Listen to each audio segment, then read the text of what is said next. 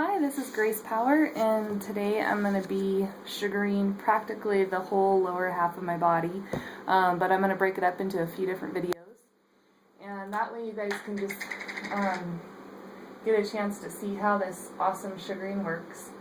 So I'm just grabbing a ball of sugar here. This is the soft sugar, which is best for cooler parts on the body, like legs, arms, unless someone tends to be more warm-blooded and be extra hot, then maybe you'd use a firmer sugar, but most of the time the soft sugar is really good. So whenever you grab a first ball out, it's really soft, like I have this really melted, so I'm just going to give it a little bit of time to cool down before I flick it off here. And you can see I'm going against the hair, and then I'm going to pull it with the hair. So here we go. It's still a little bit soft on this top part. And you'll see as I work with it a little bit more, it'll come off easier, but the first piece, when it's a little bit warmer, it doesn't come off quite as nice. So when you're putting it on, I kind of call it the plow, because I'm kind of plowing it on there. You can kind of see that angle is almost like a 45-degree angle going the other way. And with that, you're going to grab a lot more hair, and it should go on a little bit thinner than if you don't do that. Let's see if it's a little bit better here.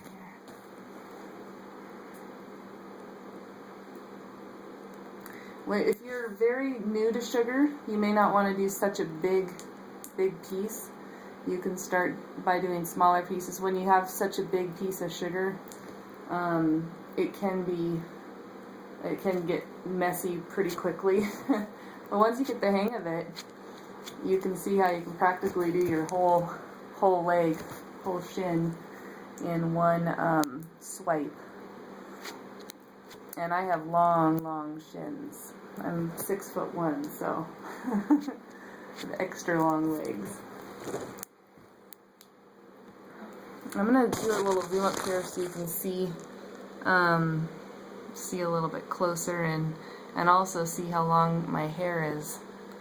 I've been growing it in for a long time, and I'm just getting ready to head to Florida tomorrow, and I didn't want to be all hairy, so the reason I was growing it in was to actually make a really nice professional video, but this is at least better than nothing, so.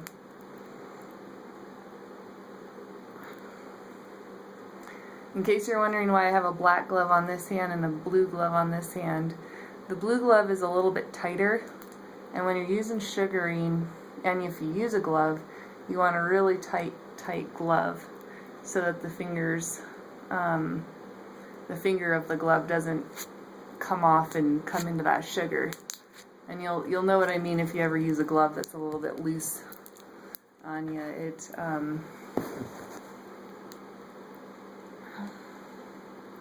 It right away it just starts getting a little bit out of control.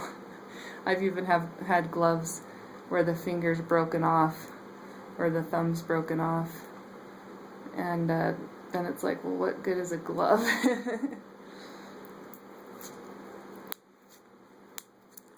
One good thing about having my hair this extra long, it is coming out really nice. When your hair's a little bit shorter than this, you may have to go over the skin a few times, which is actually fine with sugaring. It's safe to go over the skin more than once. Usually on a leg, probably like 3 to 4 times would be plenty safe. If you're doing a more sensitive area, like maybe an upper lip or the under part of a brow, maybe around the nostrils where the hair's, or where the skin's extra sensitive, you wouldn't want to go over too many times. Otherwise the skin can tend to get irritated.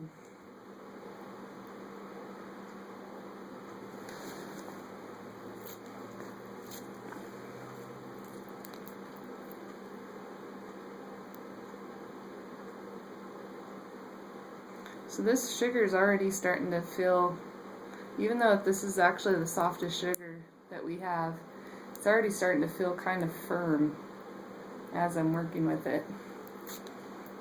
You know, I feel like I'm actually putting more pressure on than when I've had like a nice hot warm ball of sugar.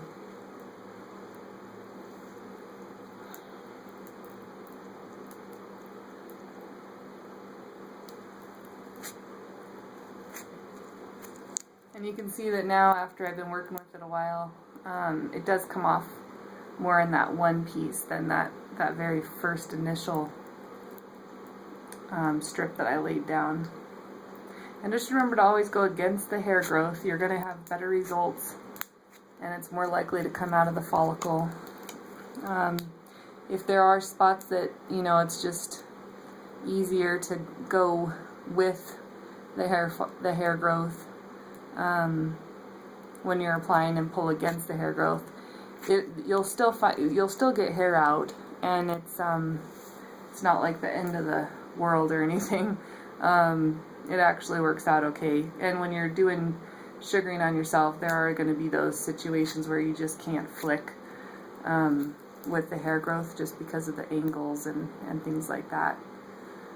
But for the you know, kind of a rule of thumb is put it on against the hair growth, pull with the hair growth, and you'll have more success that way. Okay, so do a little closer up with that knee there. So when I'm putting this on, it's just so you guys can know what it feels like. It's just a very soft feeling, and there's no heat. You know, it just feels like the same temperature as my skin, and so it's not hot or irritating in that regard. And it actually does feel kind of soothing.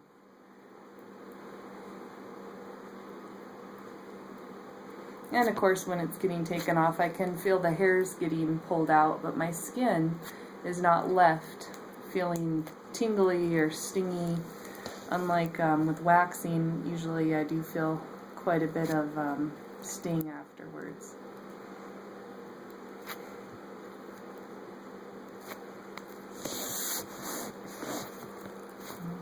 let's see how I can do this so you can see it.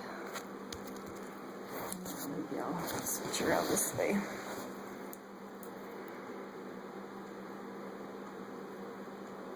On the back of the legs here, the hair actually grows more sideways. So we'll see how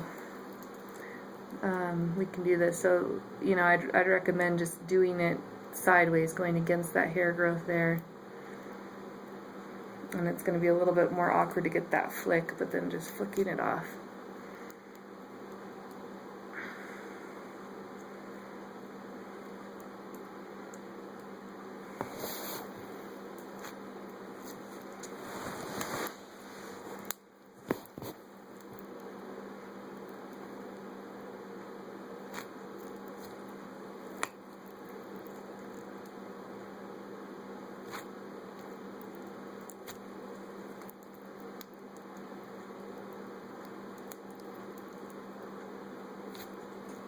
So sometimes when people are working with sugar, they're worried about it being all in their hand, but you can see how it's just like this big ball of stuff in my hand.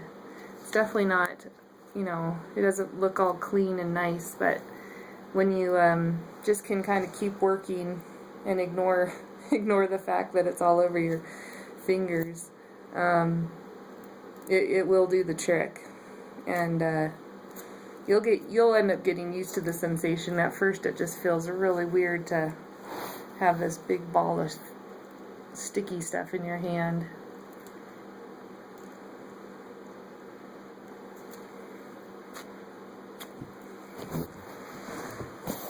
Let's see here. Alright, let's see a little bit more on this side.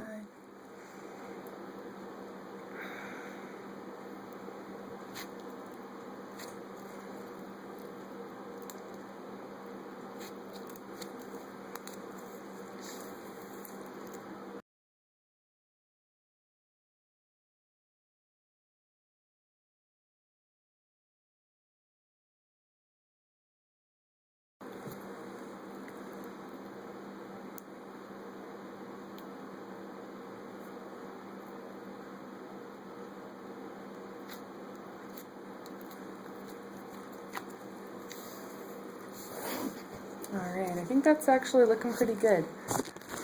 Show a little closer up there so you can see pretty much all the hairs come out.